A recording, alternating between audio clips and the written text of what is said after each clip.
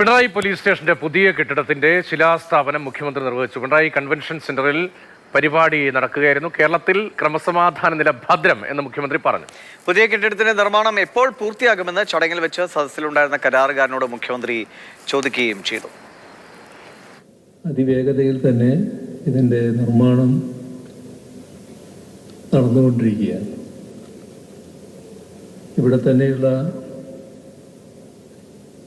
നല്ല ഫലപ്രദമായി പ്രവർത്തിക്കുന്ന പിക്കോസാണ് നിർമ്മാണ കരാർ എടുത്തിട്ടുള്ളത്.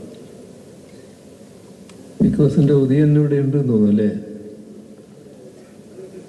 എന്താ എപ്പോഴാ പൂർത്തിയാക്കുക? ഡിസംബർ. അല്ല, ഭോജനസമക്ഷം അത് മാറണ്ടെന്നുള്ളത് കൊണ്ടാണ് നിങ്ങളെ മുമ്പിൽ വെച്ചത് ആ ഉറപ്പ് ഞാൻ വാങ്ങിയത്.